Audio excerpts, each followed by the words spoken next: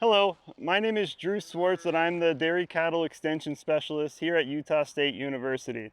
Today we're going to be assessing passive transfer in our dairy heifers today, and this is an important protocol so that we can see how we are doing with our colostrum management. What you need to get started, we recommend using alcohol prep pads, having needles, and then the hubs to attach the needles into. Red top tubes, I recommend the 2 milliliter tubes because you only need a small amount of the serum.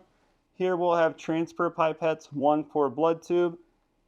Here's a Brix refractometer. This is going to be able to estimate total protein or the percent Brix.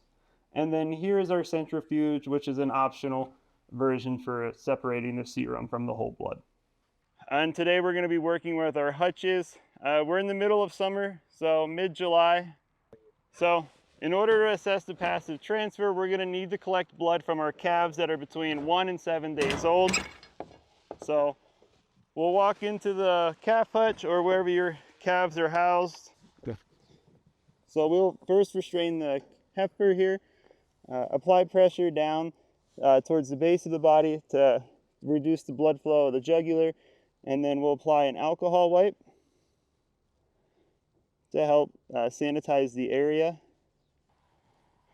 And then from here, we are going to be using our 20 gauge 1-inch blood tube, our needle with a vacuum tainer, with a red top vacuum tainer.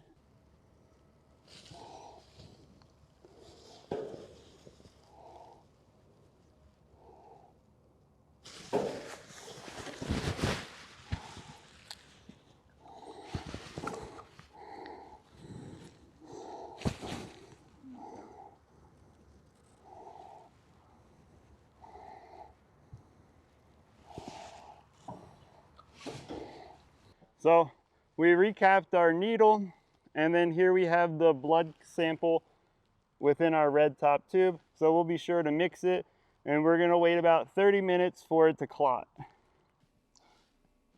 So after we collect the blood, we want to have the red top tube at room temperature for about 30 minutes so that it can clot, as you can see here.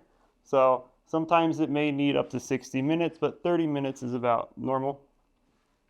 So after our blood has clotted, our next step is to separate the serum from the whole blood. So we have two options. One option is that we can let these test tubes sit for about 24 hours and the serum will separate on its own. However, if we wanted to be a bit faster, we can use a tabletop centrifuge as we have here. So these run for about $300 to $400.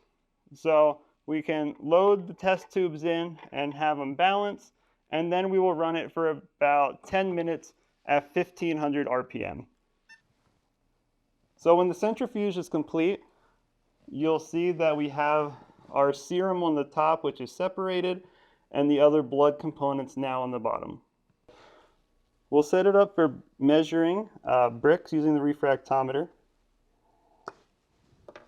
And then we will take our disposable pipette, pull some of that serum off the top, and then we will apply a drop to the center just to fill up the well.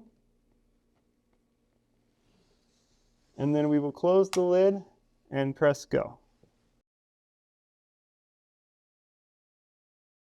So in between each sample, we need to make sure that it's clean. So here's the second blood sample that we pulled. And you can see that each sample is going to have a varying amount of serum that actually separates. So for this one, we're going to have to be a bit more careful when it comes to extracting the serum off the top. So we won't be able to put the pipette in as far, and we'll only be able to extract a little bit of the serum. But then we'll also set this one to total protein, and then add our drop to the center. And then close the well, and then we will get our number.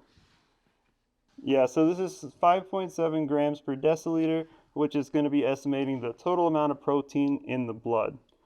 And then other studies have showed how the percent Brix and the grams per deciliter for total protein correlate to the serum immunoglobulin G levels in dairy calves.